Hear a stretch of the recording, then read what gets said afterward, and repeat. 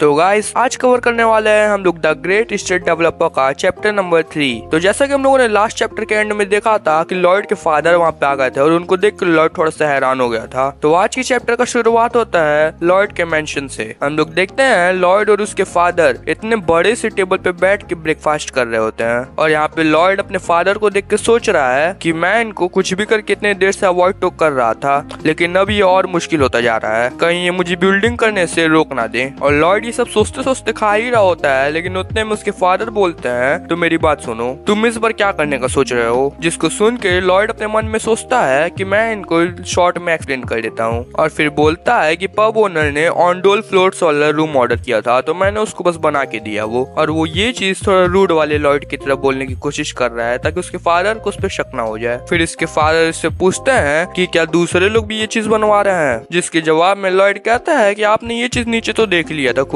जिसको सुन के लॉयड के फादर कहते हैं कि ये वो लोग हैं जिनका हमें ध्यान रखना होगा, ये हमारे स्टेट के लोग हैं और मैं ये बिल्कुल भी टॉलरेट नहीं करूंगा कि उनको तुम बेवकूफ बनाओ या फिर ऐसा कुछ। जिसके जवाब में लॉयड कहता है कि मैं ऐसा कुछ नहीं करने वाला हूँ, अब चिंता मत करिए, और अपने मन में सोचता है कि मैं कुछ भी कर लूँ, लोग बुरा ही सोचते हैं। और फिर लॉयड खड़ा होते हुए बोलता है कि अगर हमारा हो गया हो तो क्या मैं अब जा सकता हूँ, और अपने मन में सोच रहा होता है कि यहाँ से बस जल्दी से जल्दी यहाँ से निकल जाओ। फिर लॉयड के फादर कहते हैं क्या ये सब तुम फैमिली के सिचुएशन की वजह से कर रहे हो, तुम्हारे पास आंख और कान है, तुमको पता होना चाहिए कि क्या चल रहा है। और अभी भी लॉयड कुछ बोल नहीं रहा होता है, वो चले ही जा रहा होता है चुपचाप। और फिर उसके फादर बोलते हैं कि तुमको चिंता करने की जरूरत नहीं है, मैं जल्दी ही तुम सबको इस सिचुएशन से निकाल दूंगा, तो तुमको इन सब में इन्वॉल्व होने की जरूरत नहीं है। और ये चीज सुन के लॉयड रुक जाता है और फिर अपने मन में सोचता है कि ये सब मैंने पहले भी सुन रखा है। और फिर हम लोग जो लॉयड के अंदर जो पर्सन है उसकी थोड़ी सी मेमोरी देखते हैं, जिसमें हम लोग देखते हैं सुहो किम, मतलब जो लॉयड के अंदर जो बंदा है उसके जो फादर होते हैं वो बोल रहे होते हैं कि हे सुहो, चिंता मत करो, सब कुछ बहुत जल्दी सही हो जाएगा, तुमको इन सब की चिंता करने की जरूरत नहीं है, तुम बस पढ़ाई पे ध्यान दो। और फिर प्रेजेंट टाइम में लॉयड सोचता है कि मुझे सच में लगा था कि सब कुछ सही हो जाएगा। फिर प्रेजेंट टाइम का लॉयड बहुत धीरे से बोलता है कि झूठे, मुझे पता है कि कुछ भी सही नहीं होने वाला, मैं फिर से ये बेवकूफ पैसों की वजह से ये दुख झेलना नहीं चाहता। और फिर अपने डैड से बोलता है कि प्लीज अब गिव अप मत करिएगा, क्योंकि मैं भी नहीं करने वाला हूँ। और फिर जाने लगता है। और फिर हम लोग देखते हैं जो लॉयड के अंदर का जो इंसान होता है इस वक्त, यानी कि सुहो किम, वो बोलता है कि काश ये सेम वर्ड मैं पहले अपने रियल डैड से भी बोल पाया होता। तो हम लोग देखते हैं कि लॉयड कहीं पे जा रहा होता है और जाते जाते बोल रहा होता है कि हमारे पास 32 स्टाइल्स के ए ऑर्डर हैं और 57 स्टाइल के बी ऑर्डर्स हैं, और मुझे सारे कंस्ट्रक्शन का आधा पैसा ऑलरेडी मिल चुका है। और फिर हम लोग देखते हैं कि यहाँ पे दो लोग आते हैं और ये दोनों हैं मनी लैंडर्स, यानी कि ये दोनों लॉयड के फादर से पैसा वसूल करने आए हैं। और ये लोग लॉयड को देखने के बाद भी उसको बिल्कुल इग्नोर करके ये आगे जाने लगते हैं। और ये चीज नोटिस करते ही लॉयड उनकी तरफ देखता है और बोलता है ये क्या है, मैं लॉर्ड का बेटा हूँ। इसके बावजूद ये लोग मुझे ग्रीट करने के लिए नहीं रुके। और उसके बाद लॉयड को भी रियलाइज हो जाता है कि ये दोनों कौन है, और लॉयड अपने मन में सोचता है एक मिनट, ये दोनों तो वो हैं। फिर हम लोग एक रूम का सीन देखते हैं जहाँ पे लॉयड के फादर और ये दोनों मनी लैंडर्स होते हैं, और एक तो भाई टेबल पे बैठा हुआ है, मतलब कि ये लोग लॉयड के फादर की बिल्कुल भी रिस्पेक्ट नहीं करते हैं। और फिर जो वो टेबल पे बैठा हुआ है मनी लैंडर, वो बोलता है कि बैरॉन, तुम हमारे पैसे चुकाने में और कितना समय लेने वाले हो। और फिर ये जो मोटा वाला होता है ये बोलता है कि हम दोनों जिस डेट पे अग्री हुए थे उसको बीते हुए ऑलरेडी 5 दिन हो चुका है। और फिर ये आगे कंटिन्यू करते हुए बोलता है कि अगर तुम ऐसे ही टाइम लेते रहे तो हमारे पास एक्शन लेने के अलावा और कोई ऑप्शन नहीं होगा। जिसके जवाब में लॉयड के फादर कुछ नहीं बोलते हैं और सिर झुका के चुपचाप से बैठ के सुन रहे होते हैं इनकी बात को। जिसके वजह से इनमें से एक बोलता है कि तुम कुछ बोल क्यों नहीं रहे हो, मैं बेट लगा सकता हूँ कि अगर तुम इस मेंशन से कोई चीज बेच दो तो तुमको थोड़े से पैसे मिल सकते हैं। और इन सब की बातें लॉयड पीछे से सुन रहा होता है और फिर लॉयड थोड़ा सा स्माइल करते हुए बोलता है कि परफेक्ट टाइमिंग, ये लोग बिल्कुल सही टाइम पे यहाँ पर आए हैं। और फिर हम लोग लॉयड का करंट आरपी देखते हैं जो कि होता है 36। और फिर यहाँ पे हमें कुछ चीजें पता चलती हैं। हम लोग देखते हैं थोड़े समय पहले का सीन, लॉयड अपने रूम में बैठा हुआ होता है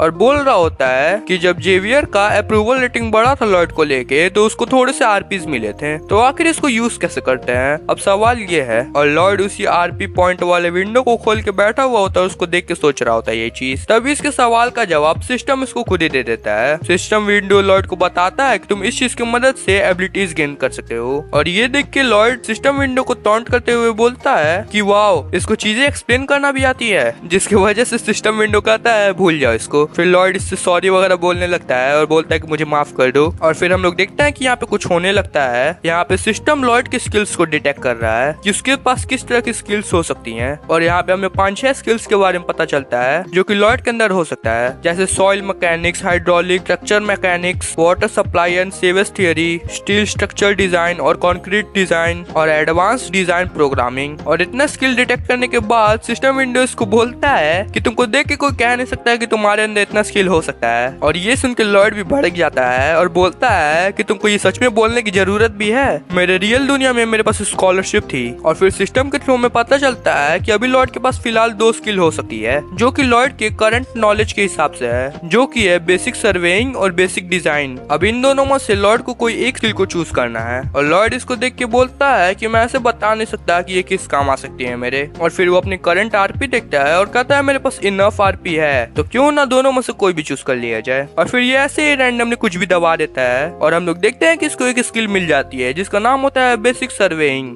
जिसकी वजह से लॉर्ड चिल्लाने लगता है और बोलता है कि वाह ये क्या है। और फिर ये विंडो खोल के बाहर देखता है और बाहर इसको दिखता है कुछ स्ट्रक्चर टाइप का, जिसको देख के लॉर्ड बोलता है क्या ये सच में हो रहा है, लेकिन मुझे जीपीएस सर्वेयर की जरूरत नहीं है, मैं ये सबको अपने खुद के आंखों से भी देख के बता सकता हूँ। और फिर ये दूसरा स्किल भी ले लेता है जिसका नाम होता है बेसिक डिजाइन। और उसके वजह से ये फिर ये ऐसे हवा में पेपर जैसे जगह पे स्ट्रक्चर बना सकता था। और ये स्किल देख के ये अपने मन में सोचता है कि नहीं, ऐसा कैसे हो सकता है, पहले मैं दिन भर चेयर्स पे बैठ के मुझे डिजाइन करना पड़ता था, लेकिन अब मुझे ऐसा कुछ करने की जरूरत नहीं है। और फिर लॉर्ड एक जगह पे बैठ के बोलता है कि इन सब से चीजें बहुत ज्यादा आसान हो जाएगी, लेकिन फिर भी क्या जेवियर ये सब अकेले कवर कर पाएगा? कितना अच्छा होता अगर मैं अपने नॉलेज का यूज करके मशीन्स को समन कर पाता। और समन सुनते ही सिस्टम विंडोज को बोलता है कि ओ, अगर तुम समन करना चाहते हो तो यहाँ पे तुम्हारे लिए कुछ है। और लॉर्ड इसको देख के कहता है क्या सच में? और फिर यहाँ पे सिस्टम विंडो कुछ दिखाता है जिसका नाम होता है रैंडम समन गेम। और यहाँ पे भी हमें 2 ऑप्शंस देखने को मिलते हैं, तुम लोग वीडियो पॉज करके पढ़ सकते हो, दूसरा वाला बहुत बड़ा है इसलिए मैं पढ़ूंगा नहीं। तो इस चीज को देख के लॉर्ड सोचता है आखिर ये है क्या ये किसी तरह का प्रीमियम गेम का एड है?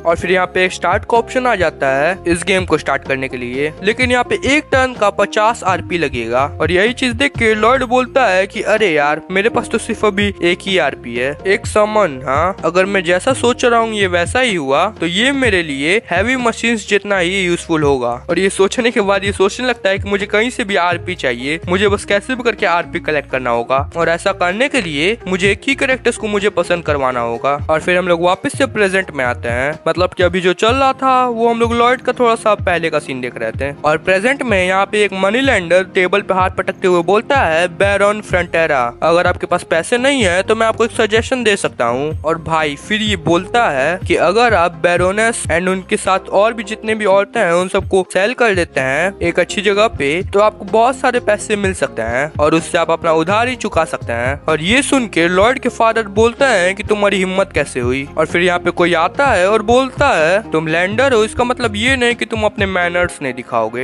है ना? और हम लोग दिखते हैं ये और कोई नहीं लॉर्ड ही होता है और इसने इस वक्त इसके कंधे पे हाथ रख रखा है, जिसके वजह से लैंडर जल्दी से हटता है और बोलता है कि आखिर तुम कौन हो। और इसको देखने के बाद लॉर्ड के फादर भी बोलते हैं लॉर्ड, जिसको सुन के ये लैंडर बोलता है ओ, तो तुम बैरोन के बड़े बेटे हो, इसलिए तुम्हारे अंदर मैनर्स नहीं है। और क्या इसी रीजन से तुम हमारे डिस्कशन को इंटरप्ट कर रहे हो इतना रूडली? और ये बोल ही रहा होता है कि अगर तुम यहाँ से गए नहीं, तब इसकी बात काटते हुए लॉर्ड बोलता है कि जो भी हो तुम अपना वारंट शो करो। और इसकी ये बात सुन के ये लैंडर्स बोलते हैं क्या? और फिर लॉर्ड बोलता है the royal family and nobility act article 3 clause 6, सभी नोबल्स के पास राइट है अपने किंग को बचाने का। किसी भी नोबल फैमिली के घर में बिना किसी वारंट के घुस जाना ट्रांसपासिंग माना जाता है, ये की सेक्शन है। और लॉर्ड की बातों को सुन के ये मनी लैंडर्स बोलता है क्या कि तुम क्या बोल रहे हो, हमने कभी ऐसे लॉ के बारे में नहीं सुना। और इसकी बात को सुन के ये कहता है कि ओ, तुमको नहीं पता, कोई बात नहीं, आज पता कर लो। और फिर ये बोलता है जेवियर, और तभी जेवियर अंदर आते हुए बोलता है यस मास्टर लॉर्ड। और फिर लॉर्ड ऐसे स्माइल देते हुए बोलता है कि इन ट्रांसपासर्स का हाथ काट दो। और जेवियर सच में काटने के लिए आने भी लगता है, जिसको देख के मनी लैंडर्स बोलते हैं क्या क्या? और दूसरा वाला बोलता है कि आखिर ये सब क्या है, हम तुम लोग को ऊपर रिपोर्ट करेंगे। और इसकी बात सुन के लॉर्ड बोलता है कि जैसा कि मैंने बोला, चलो पता कर लेते हैं कि जज किसकी साइड लेगा। और फिर जेवियर इन सब सबका हाथ काटने के लिए सच में तलवार निकालने लगता है, जिसको देख के ये दोनों डर जाते हैं और भागने लगते हैं और भागते भागते बोलते हैं कि तुमको क्या लगता है कि तुम इन सबसे आसानी से निकल जाओगे, और दूसरा वाला बोलता है कि तुम इसके लिए रिग्रेट करोगे। और ये दोनों इतना बोल के वहाँ से भाग जाते हैं और इन सबको ऐसे भागते हुए देख कैसे लॉर्ड स्माइल कर रहा होता है। और फिर लॉर्ड के फादर बोलते हैं, लॉर्ड रोजेवियर तुम दोनों ने आखिर ये क्या कर दिया, अब हम लोग को इसके वजह से बहुत बड़ी प्रॉब्लम्स हो सकती हैं। जिसको सुन के लॉर्ड इसके टेबल पे एक बैग रख देता है और बोलता है कि मैंने प्लान किया है कि मुझे मेरे ऑर्डर से जब सारे पैसे मिल जाएंगे तो वो सब मैं आपको दे दूंगा, लेकिन फिलहाल के लिए इतना पैसा काफी होगा इस मंथ का इंटरेस्ट चुकाने के लिए। और इसको सुन के लॉर्ड के फादर कहते हैं, क्या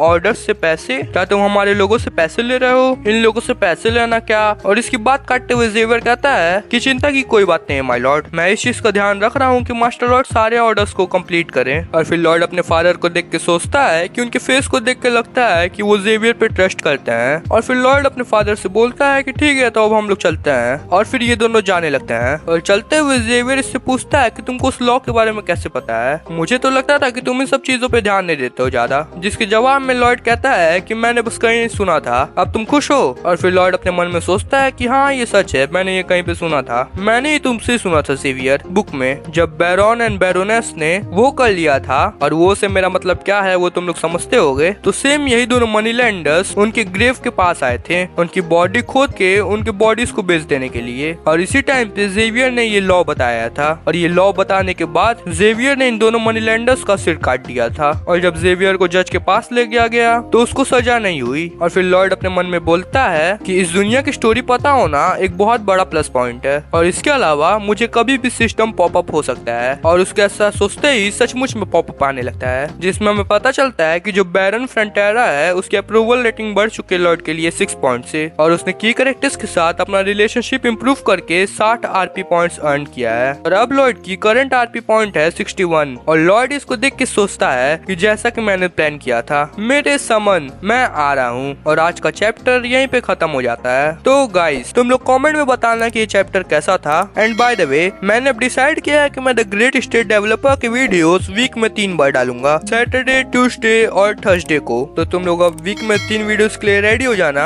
एंड इसके अलावा और उस वीडियो में जिसमें मैंने चैप्टर 2 एक्सप्लेन किया था, उसके कमेंट सेक्शन में बहुत सारे लोग कह रहे थे कि मैं इसके अलावा भी कोई दूसरा मानव भी एक्सप्लेन करूं, जिसमें से मैंने एक मानव तो कवर करना स्टार्ट भी कर दिया है। तो तुम लोग जाकर मेरे चैनल पे वो वाली वीडियो देख सकते हो। और इसके अलावा मैं 2 मानवस को और कवर करना स्टार्ट करने वाला हूँ, और उसके वीडियो शायद तुमको कल या परसों तक देखने को मिल जाएगा। तो अब मिलते हैं मेरे नेक्स्ट वीडियो में, तो तब तक के लिए बाय, और चैनल को सब्सक्राइब करना मत भूलना। तो बाय।